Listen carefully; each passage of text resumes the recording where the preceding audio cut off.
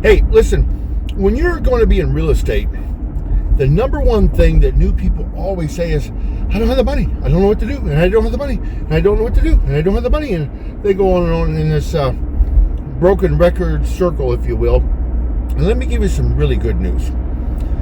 The best place to get money is from a private individual to fund your deals. Now, if you're dealing with buying property subject to or owner finance, then you won't need a lot of money. Let's just start there. But like I made two offers on houses today, and I got a strong suspicion I'm going to get both of them. So let's talk about the one. Now I told the one, this was a house, her, I don't know if it's son-in-law or grandson-in-law or whatever he is, he decided he was going to be a house flipper and a rehabber, so he took the house that he was living in, he stripped it.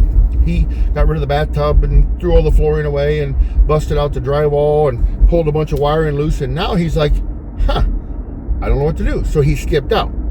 Now here she is with this house that she's not exactly sure what to do with, because she has a house that she really can't sell it with the traditional way very easily, because she'll have to sell it to an investor. Why? Because the person who's trying to get a bank loan, banks will not loan on that house. But you know what?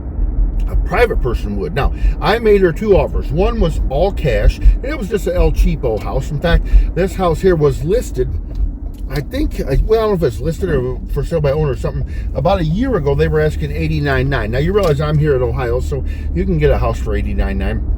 And now they dropped it down. They hadn't sold it. So I contacted the realtor, and I said, I'd like to make two offers on the house. She's like, what do you want to offer?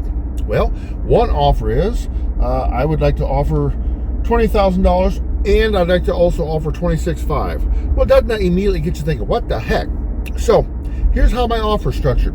I'll give you an all-cash offer of $20,000, and I'll take it as is. No have to mess with nothing.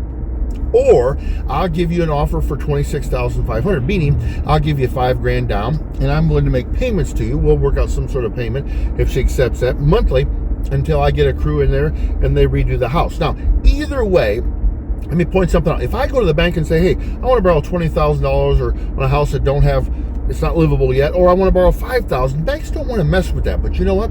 A private person would. And see, do the math on that. A lot of times with a private person, we can pay 7, 8, and 9, and possibly up to 10%, depending on how long of a term they want to go. So if somebody was willing to step up, let's just agree that I'm going to give them 9%, right? If somebody spots me $20,000 to put this deal together, and I may fund it myself, don't get me wrong, but I'm trying to make an example. If somebody gives me $20,000 at 9%, and I make payments to them, I may pay them back, say, $500 a month, and it may take me. They may be willing to let it ride for 5, 6 years. Meanwhile, I get the house fixed up, and I may want to even borrow a little bit extra to go ahead and buy some material. I may want to borrow an extra $10,000, right? But within 4, 5, 6, 7 years, that house is paid for.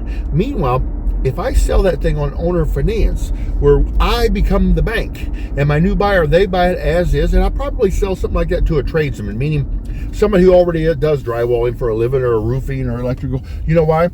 Because those guys, they have all kinds of buddies in the trades too. Electrical guys, they know the plumbers. The plumber guys, they know the roofers. The roofers, on and on. You get the point, right?